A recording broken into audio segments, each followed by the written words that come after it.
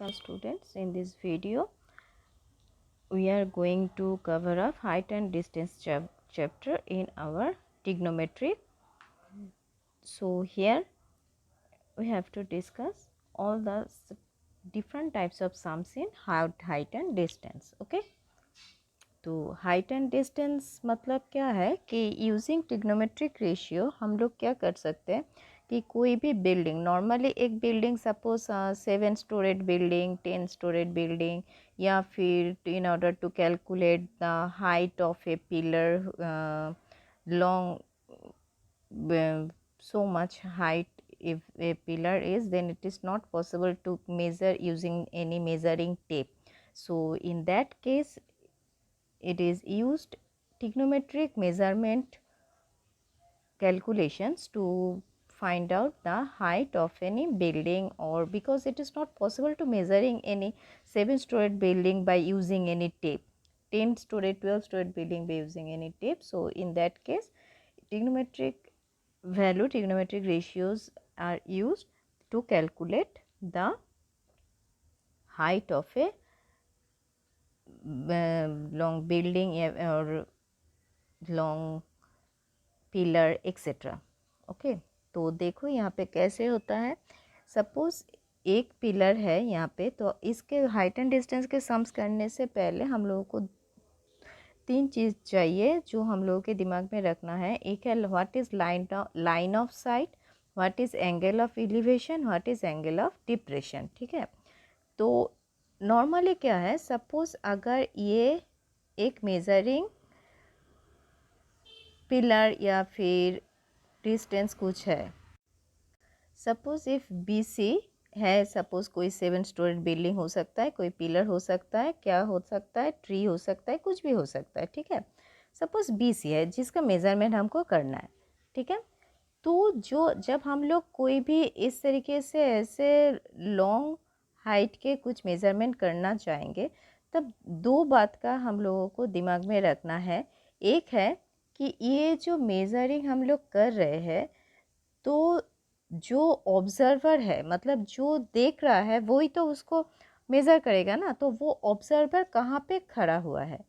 ठीक है, either the observer stands on A ground, मतलब ए में है, मतलब नीचे से ऊपर में बिल्डिंग को देख रहा है. ठीक है, और ऑब्जर्वर बिल्डिंग के छत पे या फिर ट्री में ऊपर या फिर पिलर के ऊपर या फिर टैंक के ऊपर खड़ा है. मतलब ऑब्जर्वर कहाँ पे है, ये एक मेन पॉइंट को हम लोगों को देखना है कि कहाँ से ऑब्जर्वर वो पिलर बोलो, हाइट बोलो, बिल्डिंग बोलो, वो देख रहा है, या फिर वो ट्री कहाँ पे देख रहा है. ठीक है, तो ये बात हम लोगों को देखना है.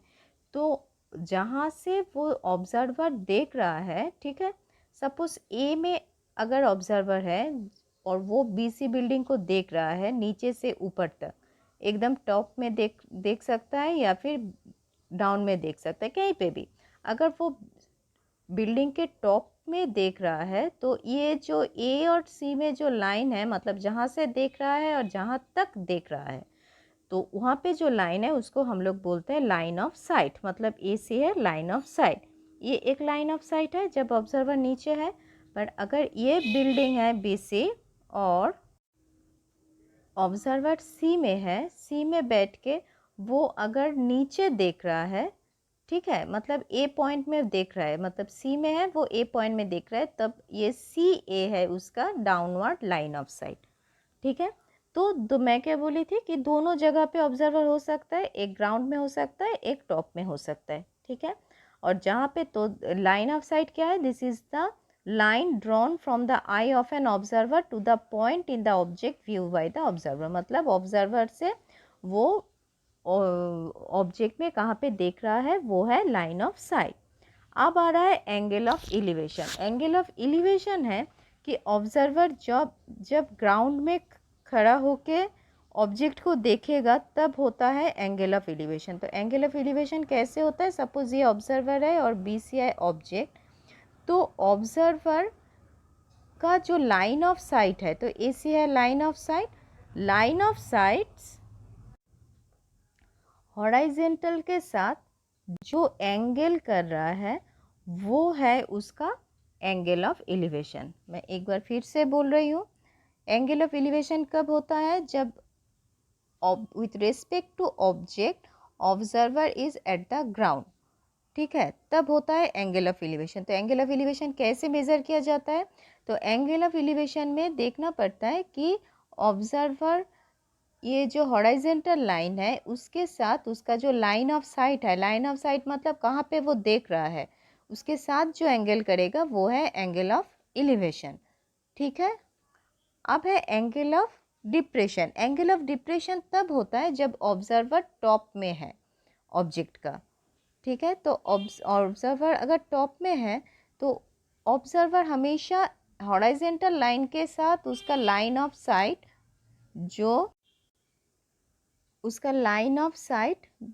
जो वहाँ पे एंगल बनाएगा वो है एंगल ऑफ डिप्रेशन। तो एंगल ऑफ डिप्रेशन कब होता है? अगर ये ऑब्जर्वर है, ये है उसका लाइन ऑफ साइट, और हॉरिजॉन्टल लाइन कहाँ पे है? तो सी का हॉरिजॉन्टल लाइन यहाँ पे है, तो वो कहाँ पे है? वो ग्राउंड के साथ पैरेलल है ऑब्वियसली, तो उसके साथ वो जो एंगल बनाएगा वो है एंगल ऑफ डिप्रेशन।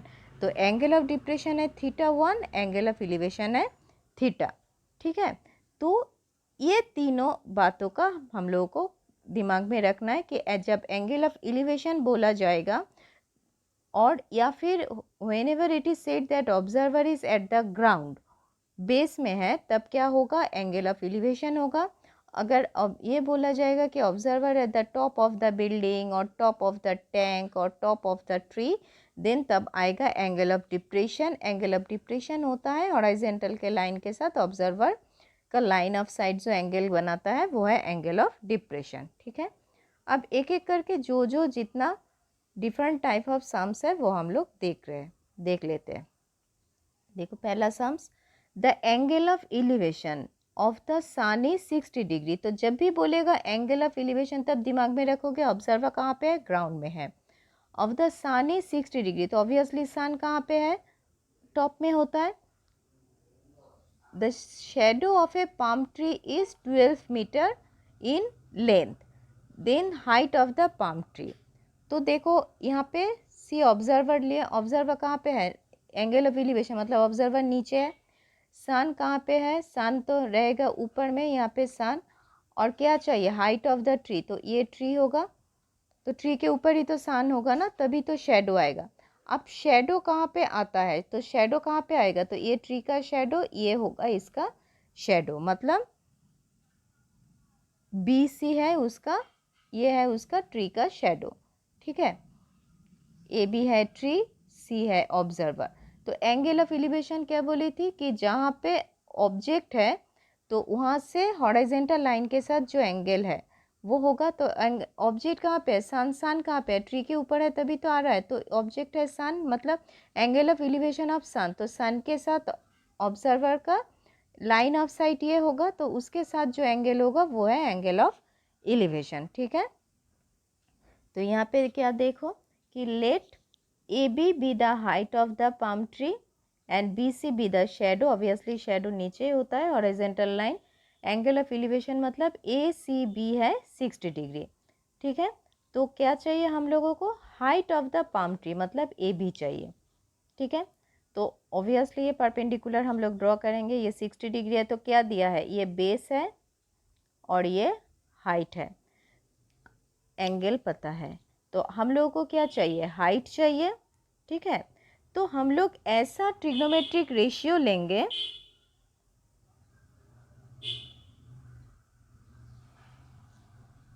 जो हाइट मतलब ऑब्वियसली परपेंडिकुलर, हाइट क्या है? हाइट तो परपेंडिकुलर है ना। तो हम लोग एक ऐसा ट्रिग्नोमेट्री लेंगे, तो हम लोगों को क्या चाहिए? परपेंडिकुलर है चाहिए, एंगल और बेस दिया हुआ है। तो कोई भी ऐसा ट्रिग्नोमेट्रिक रेशियो लो जिसमें परपेंडिकुलर एंड बेस है। तो परपेंडिकुलर एंड बेस वाला ट्रिग्नोमेट्रिक रेशियो है आइदर tan या फिर cot। तो cot लेके भी कर सकते हो, tan लेके भी कर सकते हो, ये बात नहीं है कि tan ही लेना है, पर मोस्ट प्रोबेबली हम लोग यूज़ करते हैं tan को, ठीक है। तो यहाँ पे मैं tan लिए है, तो B है 90 डिग्री ऑब्वियसली, तो ये है हाइट मतलब ये परपेंडिकुलर है और ये बेस है, तो tan 60 डिग्री क्या होगा? P/B मतलब AB/BC, A B by B C, तो tan 60 डिग्री क्या है √3, और चाहिए क्या ए बी चाहिए, तो ए बी इक्वल्स टू 12√3। ठीक है, आप अगर √3 का वैल्यू दिया रहेगा तो √3 बिठा के मल्टीप्लाई करके वैल्यू निकाल लोगे, और अगर वैल्यू नहीं दिया रहेगा तो वहाँ पे वैल्यू नहीं निकालोगे। ठीक है, आप है कि ये एक है इस अकॉर्डिंग टू दिस सम्स, ये एक है सम्स। अब इस सम्स को ही थोड़ा घुमा के क्या दिया है देखो, if the length of the shadow is 36 centimetre, मतलब शेडो इंक्रीज हो गया। ठीक है, तो शेडो इंक्रीज हो गया मतलब क्या है, सन नीचे हिल रहा है तभी तो शेडो यहाँ पे बढ़ेगा। ठीक है, if the shadow length of the shadow is 36 centimetre, what will be the angle of elevation of the sun, मतलब सन कितना घूमेगा, तो सन घूमेगा मतलब यहाँ पे सन आएगा तो क्या होगा, ये एंगल तो थोड़ा बढ़ जाएगा, क्योंकि ये बढ़ गया तो यहाँ पे परपेंडिकुलर हम लोगों को तो 12√3 मिल गया पहले वाला सम से। तो ए बी है, बी सी है, एंगल ऑफ एलिवेशन मतलब थीटा तब चाहिए। ठीक है, मतलब अगर शेडो यहाँ पे बढ़ जाए तो क्या होगा, सन और भी नीचे आ जाएगा, तो सन नीचे आ जाएगा तब कितना एंगल में ये शेडो 36 होगा। तो यहाँ पे भी P है एंड B है, मतलब परपेंडिकुलर एंड बेस है, तो tan theta equals to A B by B C, तो A B by B C बिठाओ, बिठा के कितना आया 1/√3, तो 1/√3 मतलब क्या है tan 30 डिग्री, तो tan theta equals to tan 30 degree, मतलब tan कट जाएगा तो थीटा इक्वल्स टू 30 डिग्री। मतलब ये ट्रिग्नोमेट्री का हाइट एंड डिस्टेंस वाला सम्स बहुत ईजी है, पर तुम लोगों को क्वेश्चन सही तरीके से समझना है। ठीक है, कि ऑब्जर्वर कहाँ है, एंगल ऑफ एलिवेशन कहाँ है, कौन सा परपेंडिकुलर है और क्या मांगा है। तो थीटा मतलब थीटा चाहिए तो ऑब्वियसली इस तरीके से दोनों को इक्वल करके थीटा का वैल्यू लाया जाएगा। ठीक है, मतलब अगर एंगल ऑफ एलिवेशन निकालना है या फिर एंगल ऑफ डिप्रेशन निकालना है तब तो थीटा चाहिए, तो इस तरीके से आएगा। और अगर कोई भी परपेंडिकुलर बोलो या फिर बेस बोलो चाहिए तब देखना पड़ता है कि कौन से ट्रिग्नोमेट्रिक रेशियो से हम लोगों को परपेंडिकुलर बेस या फिर हाइपोथेनस मिल रहा है। ठीक है, अब नेक्स्ट सम्स देखते हैं। The light post is bent at a point and the top of the light post meets the ground at a point 4 metre from the foot of the light post. मतलब ये देखो A B पूरा light post है, बीच में से ये टूट गया क्या हो जाएगा, ये तो गिर जाएगा इस तरीके से। ठीक है, वो गिर के क्या हुआ, ओ सी आ गया। ठीक है, तो ओ सी जो आएगा तो ऑब्वियसली ये ओ सी का लेंथ एंड ए ओ का लेंथ सेम है, क्योंकि यही तो गिर के यहाँ पे आ गया।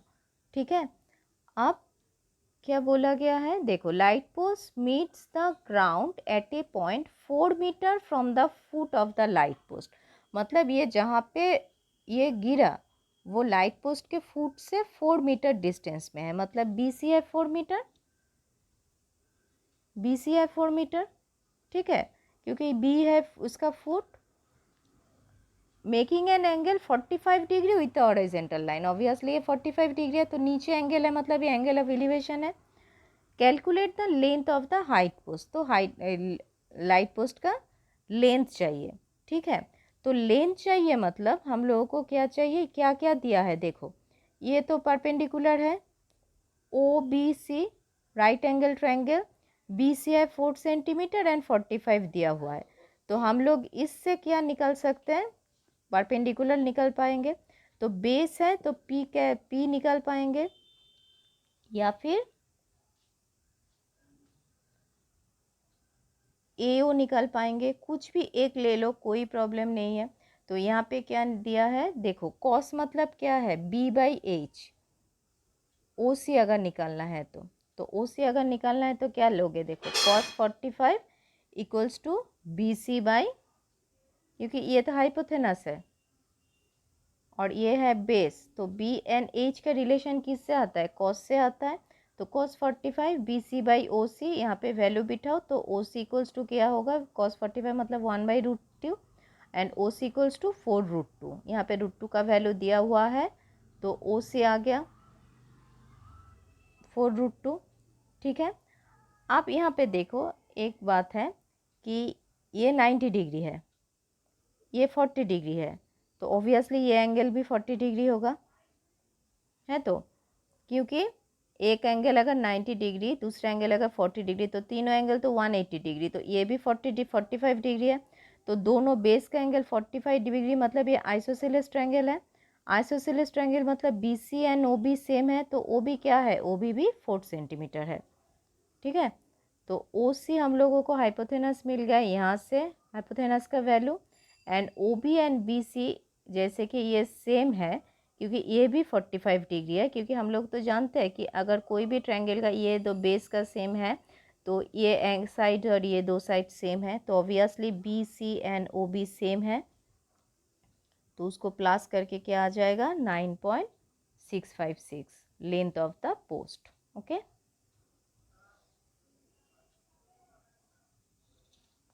अब थर्ड एग्जाम्पल देखो, क्या, Simran observer a light post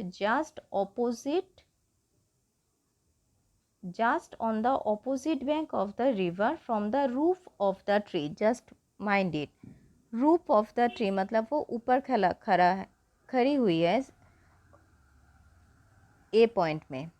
ठीक है, if the angle of depression of the foot of the post, ये देखो ये एक लाइट पोस्ट है, observe the light post on the opposite of the bank of river, मतलब BD है एक रिवर, ठीक है, ये एक रिवर, और इस साइड्स में एक लाइट पोस्ट है CD, मतलब बीच में एक रिवर है, इस साइड में एक पोस्ट है, इस साइड में एक पोस्ट है। ठीक है, तो वो इस पोस्ट के ऊपर, नहीं इधर बिल्डिंग है, 3 स्टोरेड बिल्डिंग, तो वो इस बिल्डिंग के ऊपर खड़ी होके वो ये पोस्ट देख रहा है। ठीक है, तो यहाँ पे देखो ये है बिल्डिंग, ये है पोस्ट, BD है रिवर, कहाँ पे खड़ी हुई है, A में खड़ी हुई है, तो वो क्या कहाँ पे दिख रहा है, angle of depression from the root of the roof of the building, if the angle of depression of the foot of the post, मतलब यहाँ से angle of foot of the post, ऊपर टॉप ऑफ द पोस्ट नहीं बोला गया है। ठीक है, फुट ऑफ द पोस्ट मतलब पोस्ट के नीचे में लाइन ऑफ साइट है, अगर टॉप ऑफ द पोस्ट बोलेगा तो फिर यहाँ पे ऊपर में लाइन ऑफ साइट होगा। ठीक है, तो लाइन ऑफ साइट है फुट ऑफ द पोस्ट, तो एंगल ऑफ डिप्रेशन कहाँ से होगा, हॉराइजेंटल लाइन के साथ ये एंगल ऑफ डिप्रेशन करेगा लाइन ऑफ साइट के साथ, तो वो कितना है 30 डिग्री। तो क्या चाहिए, height of the building is 10 metre, मतलब AB है 10 metre, calculate the width of the canal, मतलब BD चाहिए। ठीक है, तो कोई भी ड्राइंग करोगे तो थोड़ा समझ के करना। देखो सिमरन ऑब्जर्व, मैं फिर से एक बार समझा रही हूँ, Simran observe a light post just on the opposite bank of the river, तो एक बैंक रिवर ले लो, ये देखो ये रिवर आ गया, from the roof of the 3 storeyed building, मतलब यहाँ पे क्या चाहिए, एक ऑब्जर्वर चाहिए, वो 3 स्टोरेड बिल्डिंग में है ऊपर, और एक लाइट पोस्ट है जो वो रिवर के दूसरे तरफ है। ठीक है, अब ये ऑब्जर्वर क्या कर रहा है, angle of depression foot of the post, मतलब नीचे में है। ठीक है, तो एंगल ऑफ डिप्रेशन कहाँ से होगा, भीतर वाला एंगल, वहाँ पे नहीं, एंगल ऑफ डिप्रेशन कहाँ से आता है, एंगल ऑफ डिप्रेशन है एलिवेशन हॉराइजेंटल लाइन के साथ जो एंगल करता है, मतलब ये है इसका एंगल ऑफ डिप्रेशन, वो 30 डिग्री है। अब क्या चाहिए, इसका लेंथ चाहिए, clear, height of the building 10 metre, मतलब AB 10 मीटर, तो परपेंडिकुलर है। अब क्या चाहिए हम लोगों को, बेस चाहिए।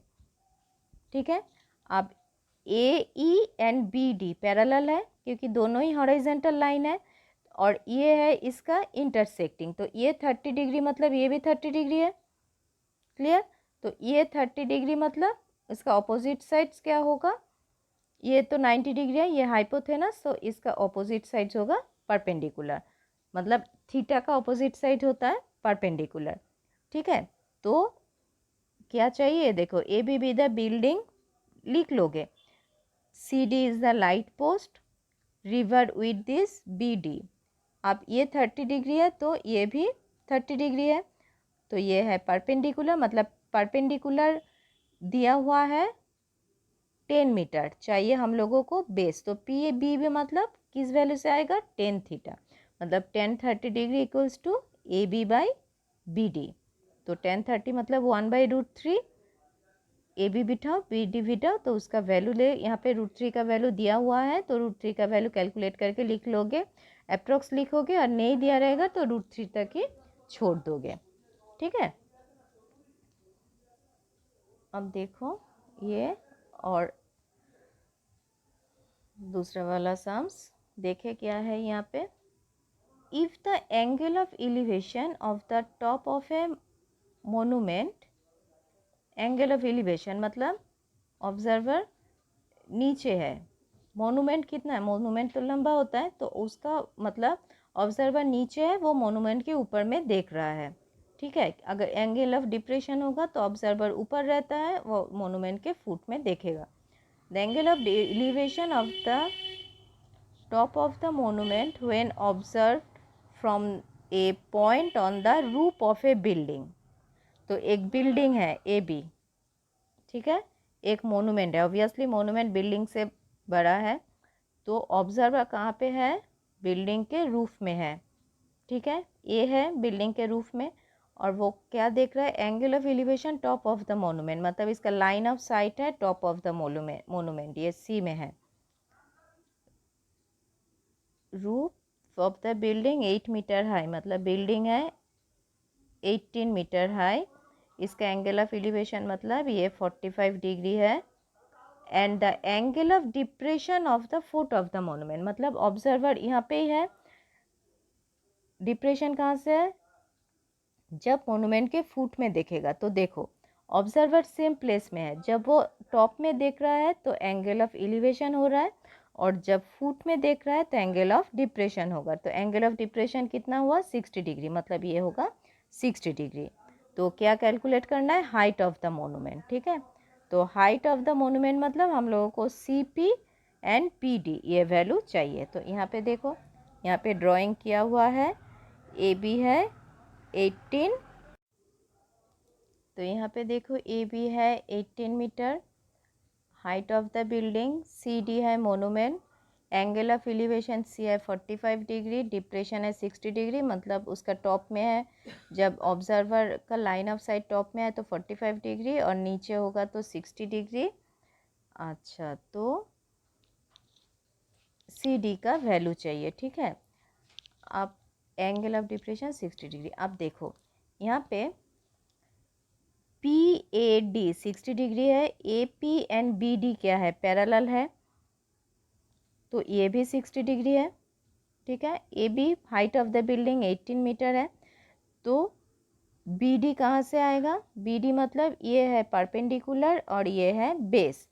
ठीक है, तो पी डी जो है, अगर A P and B D parallel है तो obviously A B and D P दोनों सेम है, तो ये भी 18 डिग्री तो ये भी 18 डिग्री, 18 मीटर हो जाएगा। ठीक है, क्योंकि दोनों पैरेलल लाइन अगर होता है तो इसका डिस्टेंस में तो सेम है, तो डिस्टेंस सेम है मतलब A B and P D का वैल्यू सेम है, तो A D and P D का वैल्यू सेम है, तो फिर ये भी 18 है तो ये भी 18 है, तो और बाकी क्या बचा, हम लोगों को सी पी निकालना होगा। तो सी पी निकालने के लिए क्या चाहिए हम लोगों को, देखते हैं। अब ए पी डी इस ट्रायंगल में देखो, इस ट्रायंगल में पी डी कितना है 18, तो ए पी कहाँ से आएगा, तो ये क्या है, ये परपेंडिकुलर है और ये बेस है, तो P बाई बी हम लोग 1060 दे के क्या निकाल सकते हैं, D P by A P, तो वहाँ पे वैल्यू दे दोगे तो ए पी आ जाएगा। ए पी मतलब देखो सी पी निकालने के लिए इस ट्रायंगल में इस ट्रायंगल को चाहिए, पर इस ट्रायंगल का ना बेस मालूम है, ना परपेंडिकुलर मालूम है, ना हाइपोथेनस मालूम है, किसी भी दो वैल्यू तो चाहिए, तब तो जाके हम लोग एंगल से निकाल पाएंगे। ठीक है, तो हम लोगों के पास दो ट्रायंगल है, ध्यान से समझो, यहाँ पे दो ट्रायंगल है, एक ट्रायंगल नीचे वाला, एक ट्रायंगल ऊपर वाला। ठीक है, ऊपर वाले ट्रायंगल का बेस भी मालूम नहीं परपेंडिकुलर भी मालूम नहीं, हाइपोथेनस भी मालूम नहीं, तो ऊपर का ट्रायंगल का हम लोग कुछ नहीं निकल पाएंगे एट फर्स्ट। और नीचे के ट्रायंगल में हम लोग क्या चाहिए, एक एंगल पता है और परपेंडिकुलर पता है। तो एंगल और परपेंडिकुलर पता है तो बेस तो हम लोग निकल ही पाएंगे।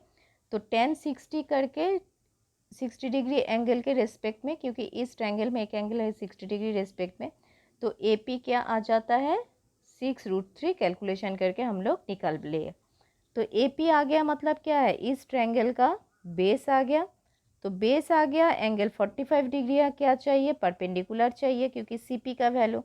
फिर normally perpendicular by base equals to tan theta, जो मोस्टली यूज़ होता है यहाँ पे इस हाइट एंड डिस्टेंस के सम्स में। कॉस बहुत कम यूज़ होता है, क्योंकि कॉस और साइन होता है हाइपोथेनस के लिए। नॉर्मली परपेंडिकुलर एंड बेस ही चाहिए। तो AP तो हो गया, AP हो गया मतलब बेस मिल गया। अब परपेंडिकुलर कहाँ से मिलेंगे, अब इस ट्रायंगल में क्या है 45 डिग्री। अब 45 डिग्री के हिसाब से हम लोग कैलकुलेट करते हैं, देखो तो इसके हिसाब से कैलकुलेट करेंगे। 45 डिग्री मतलब क्या आएगा, यहाँ पे देखो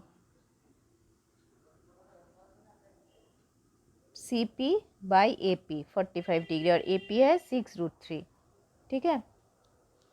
तो 45 डिग्री मतलब CP बाई AP 1045 मतलब 1, वहाँ से हम लोग क्या पाएंगे, CP आ गया। अब CP equals to CP plus PD, CD equals to CP plus PD। तो यहाँ से हम लोगों को क्या मिल जाएगा, PD मतलब 18 मिल गया, CP मतलब यहाँ पे 6√3 मिल गया। अब दोनों को प्लस कर दो तो ये वैल्यू आ जाएगा, ठीक है। कैलकुलेशन तो तुम लोग कर ही सकते हो, फिर डायग्राम को ठीक से समझना है। अब इस सम्स में देखो, from a point on the roof of a house, मतलब ऑब्जर्वर रूफ में है, कुछ बात नहीं है, सिर्फ एक एक करके पढ़ो, एक एक करके ड्राइंग करो। रूफ ऑफ ए हाउस मतलब एक हाउस लो, ऑब्जर्वर है रूफ में, ड्रॉ कर दो। 11 मीटर मतलब ये 11 मीटर है, ठीक है। The angle of depression of the top and foot of A lamp post, मतलब एक लैम्प पोस्ट है, ठीक है। तो उसका angle of depression of the top and foot, observer तो ऊपर है तो दोनों का ही डिप्रेशन मतलब दोनों ही ऑब्जर्वर के नीचे है, मतलब ये जो बिल्डिंग है उससे छोटा है इसका लैम्प पोस्ट, ठीक है। पिछले वाला जो वहाँ पे टावर था, यहाँ पे देखो दोनों का डिफरेंस क्या है। यहाँ पे जो मोनूमेंट था वहाँ पे एक का था एलिवेशन और एक का था डिप्रेशन। जिसका एलिवेशन है मतलब मोनूमेंट का टॉप है बिल्डिंग से ऊपर और मोनूमेंट का फुट है बिल्डिंग के नीचे, इसलिए फुट को दिया डिप्रेशन और टॉप को दिया एलिवेशन। पर यहाँ पे देखो इस सम्स में क्या देखो, इस सम्स में जो बिल्डिंग है जो ऑब्जर्वर है तो उसका जो लैम्प पोस्ट है, लैम्प पोस्ट का टॉप एंड फुट है 30 डिग्री 60 डिग्री, मतलब टॉप भी है नीचे वो भी डिप्रेशन है। तो डिप्रेशन कहाँ से मिलेगा, पैरेलल लाइन होगा, इसका जो बेस है उसके साथ पैरेलल लाइन, मतलब ये भी डिप्रेशन में है और ये भी फुट भी डिप्रेशन, मतलब उसका टॉप भी ऊपर है और फुट भी बिल्डिंग के नीचे है, ठीक है। तो ये देखो ए है ऑब्जर्वर, CD है लैम्प पोस्ट।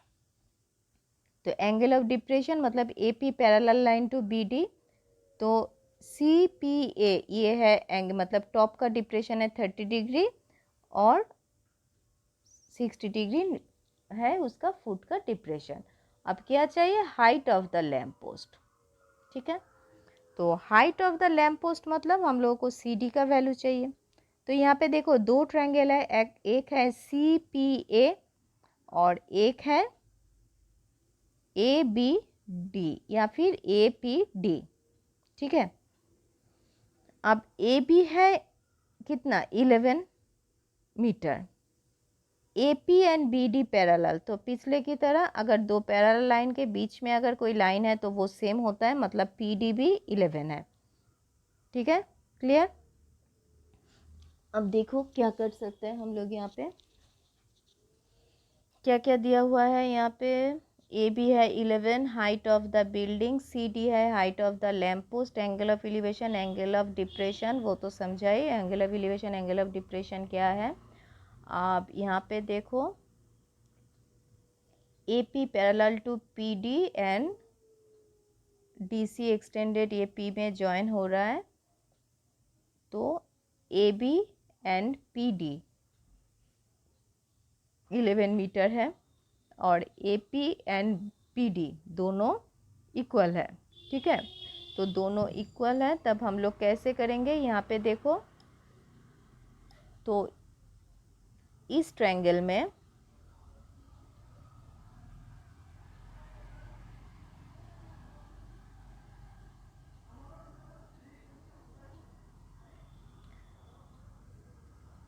ABD, इस ट्रायंगल में देखो ये है 60 डिग्री, क्योंकि ये पैरेलल लाइन है और इंटरसेक्ट है, ये 60 डिग्री है।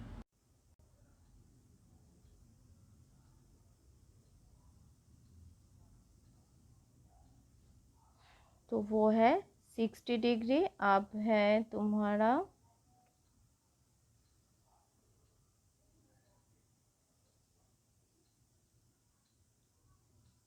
AB है 11 मीटर, तो BD कैसे निकालोगे, obviously tan 60 AB by BD।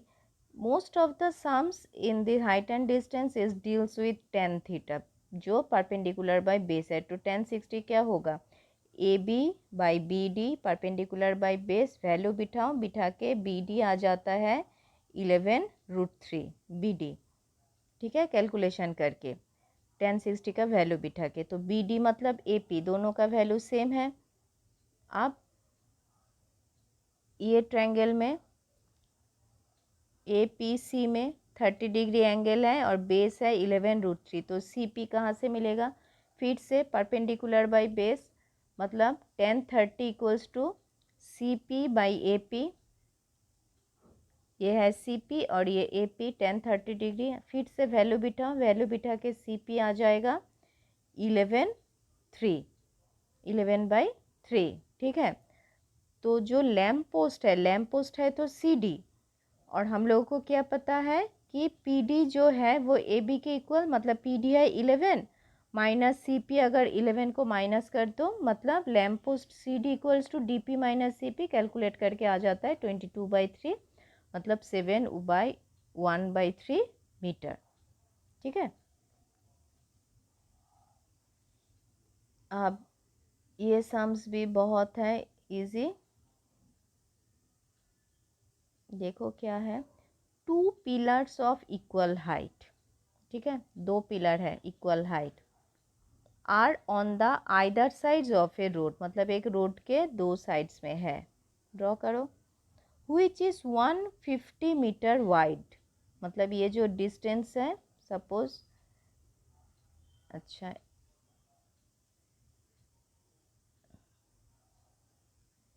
ABCD, ठीक है, तो दो पिलर है ABCD,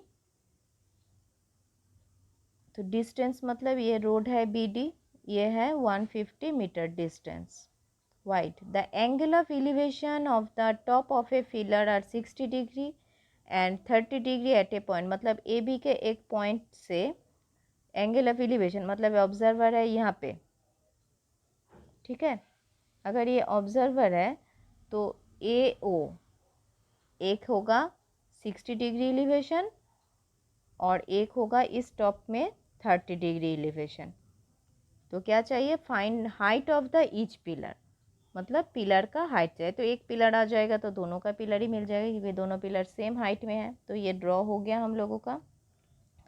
तो एक साइड्स में हम लोग BP अगर x लेते हैं तो ऑब्वियसली PD क्या होगा, 150 माइनस x, दोनों साइड्स है तो अलग से, ठीक है। अब A B डी नहीं, ए बी पी होगा यहाँ पे। ए बी पी ट्रायंगल में दो ट्रायंगल है तो यहाँ पे, तो ये जो इक्वल साइड्स है, इक्वल साइड्स को हम लोग हाइट जो उसको हम लोग एच ले लेते हैं, मतलब A B equals to C D equals to H. ठीक है, अब दो ट्रायंगल अलग अलग से हम लोग देखते हैं। तो पहले ए बी पी, ये डी नहीं होगा, हाँ ये पी होगा। A B P equals to 1060 degree A B by B P. तो 1060 डिग्री मतलब √3, ए बी के बदले एच और बी पी के बदले एक्स, ये तो एक्स हुआ, और ये होगा 150 माइनस एक्स मतलब पी डी। तो एक्स इक्वल्स टू क्या होगा अगर कैलकुलेशन करोगे तो एच बाई √3। ठीक है, या दिमाग में रखना हम लोगों को एच का वैल्यू चाहिए, एक्स नहीं, एक्स सिर्फ हम लोग ने ये यहाँ पे लिया है। अब सी पी डी में सी डी है कितना एच एंड पी डी है 150 माइनस एक्स, तो 1030 क्या होगा C D by P D, मतलब 1/√3 एच बाई 150 माइनस एक्स। अगर क्रॉस मल्टीप्लाई करोगे तो यहाँ से फिर से यहाँ पे भी एक्स हम लोग निकाल लेंगे। ठीक है, क्योंकि एक्स हम लोगों को नहीं चाहिए, हम लोगों को चाहिए एच, तो यहाँ से भी एक्स आ गया, यहाँ से भी एक्स आ गया। ठीक है, तो दोनों एक्स को अगर हम लोग इक्वल करते तो ये आ जाएगा,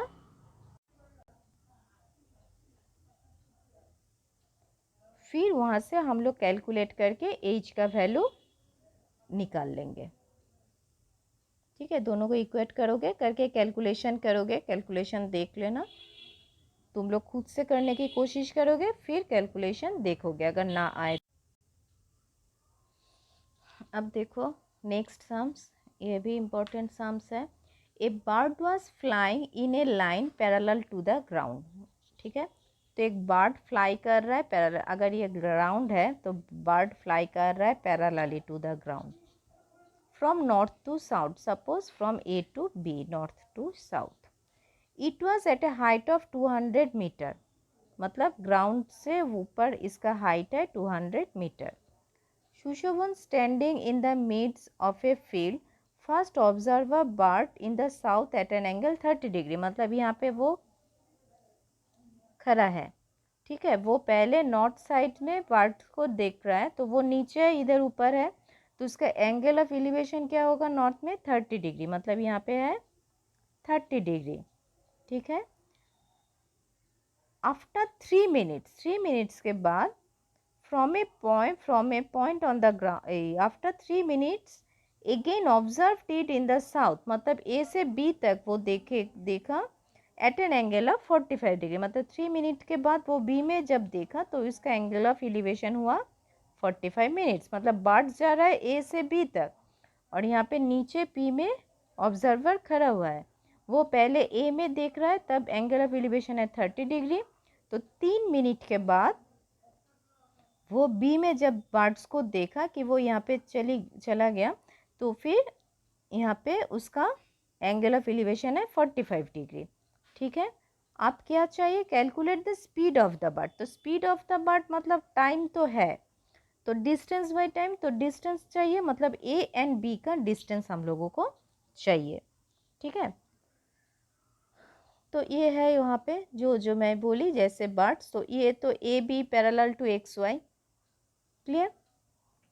तो पैरेलल टू एक्स वाई मतलब एंगल ऑफ एलिवेशन, तो यहाँ पे अगर ये 30 डिग्री है एलिवेशन है, तो पैरेलल के साथ हॉरिजॉन्टल लाइन के साथ, तो ये भी 30 डिग्री है, और यहाँ पे भी अगर ये पैरेलल लाइन के साथ 45 डिग्री है तो ये भी 45 डिग्री है।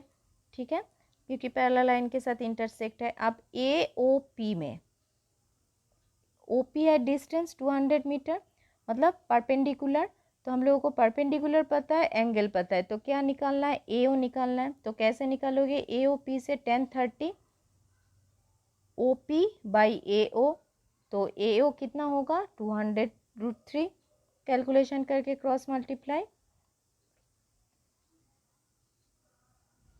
फिर दूसरे साइड्स में सेम उसी तरीके से 1045 O P by O B, वहाँ से ओ बी निकालोगे, 1045 O P by O B, वहाँ से ओ बी होगा 200 मीटर, तो टोटल डिस्टेंस क्या होगा ऑब्वियसली ए बी, तो टोटल डिस्टेंस कितना होगा टोटल डिस्टेंस है ए बी मतलब ए ओ प्लस ओ बी। तो टोटल डिस्टेंस दोनों को प्लस करके √3 का वैल्यू दिया हुआ है, तो इतना होता है टोटल डिस्टेंस। तो 3 मिनट्स में डिस्टेंस कवर्ड ये होगा, तो हम लोगों को क्या चाहिए, स्पीड चाहिए। तो स्पीड मतलब पर आवर, तो 3 मिनट्स में कवर होता है इतना मीटर, 1 मिनट में इतना, 60 मिनट्स मतलब 1 आवर में इतना मीटर मतलब इतना किलोमीटर। तो speed of the bird is this.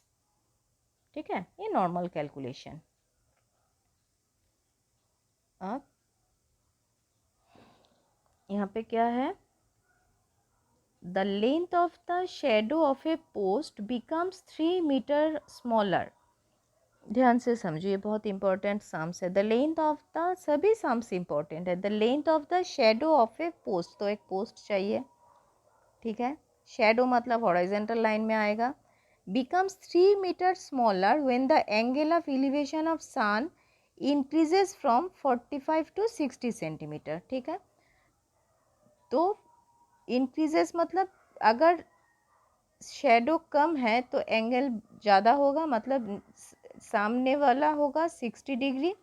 और शेडो जब एकदम फास्ट साम्स हम लोग किए थे, तभी किए थे ना सन एंड शेडो का, तो वो जब शेडो बढ़ जाएगा तो एंगल ऑफ एलिवेशन क्या होगा, कम हो जाएगा।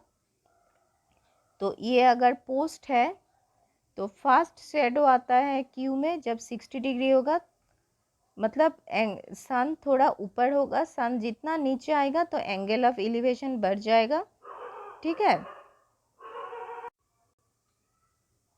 तो क्या चाहिए, find the height of the post, मतलब ए बी का वैल्यू चाहिए। ठीक है, तो देखते हैं। तो ये तो A B height of the post है, बी क्यू है शेडो।